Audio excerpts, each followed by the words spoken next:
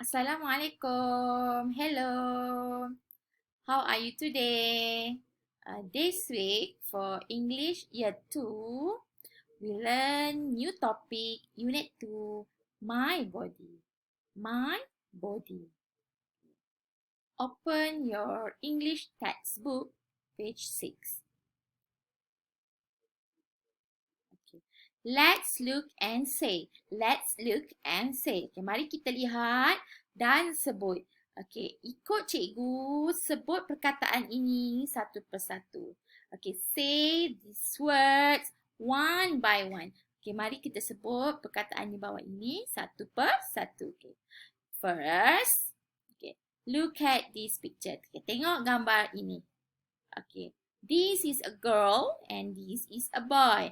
Ini budak perempuan dan ini budak lelaki. Okay, kita tengok dulu budak perempuan. Okay, first. Okay, satu. Finger. Finger. Apa finger? Jari. Betul. Finger. Okay. Finger. Correct. Okay. Next. Elbow. Elbow. Elbow. Okay, ikut cikgu. Elbow. Yes. Siku. Apa itu elbow? Ya, siku. Okay. Foot. Foot. Kaki. Foot. Kaki. Yes, correct. Betul. Okay, sekarang kita tengok gambar budak lelaki. Shoulder. Shoulder. Bahu. Shoulder. Bahu. Hand. Hand. Hand. Tangan. Hand. Tangan. Ikut cikgu. Hand. Tangan. Leg. Leg. Leg. Kaki. Leg. Leg. Kaki. Knee. Knee. Knee. Lutut. Knee. Knee. Lutut. Okay. Ada dua perkataan yang kita sebut berbeza tapi maksudnya sama. Apa dia? Ya, betul. Foot dengan leg. Foot dengan leg. Maksudnya sama iaitu kaki. Tugasan kamu ialah kamu sebut kuat-kuat semua perkataan yang kita dah belajar tadi tu. My body. Apa? Tubuh badan saya. Okey. Cikgu nak kamu sebut kuat-kuat di hadapan ibu bapa kamu ataupun kakak atau abang kamu. Okay, sekarang now open your activity book page 8. Buka buku aktiviti muka surat 8. Okay. Read and write. Read and write. Baca dan tulis. Baca dan tulis. Okey. Tuliskan hari dan tarikh ya. Jangan lupa. Okay. Cikgu nak kamu baca perkataan yang diberi di sini dan masukkan ke dalam kotak yang kosong ni. Fill in the blank. Okay. Fill in the box. Okay. Masukkan jawapan di dalam kotak. Okay. Tapi caranya macam mana? Okay. Baca. Kemudian lihat gambar. Mana padanan yang betul? Contoh pertama. Finger. Finger. Apa tadi maksud finger? Jari. Jadi mana gambar yang menunjukkan jari? Ya, di sini. Okey, jadi tuliskan jawapan kamu finger di sini. Ni. Ni. Ni.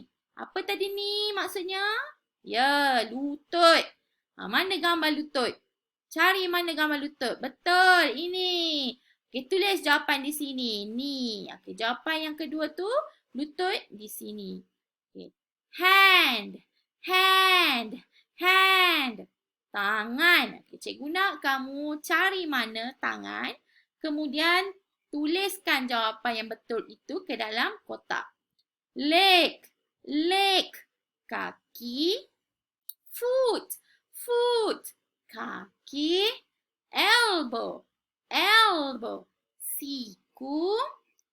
Shoulder, shoulder, shoulder. Bahu. Okay, cikgu nak kamu isikan tempat kosong dengan jawapan yang betul. Okay, write down the correct answer of the body correctly. Okay, okay, next. Open page 9. Okay, buka buku surat 9. Okay, read and match. Baca dan padankan. Okay, number 1, my hand.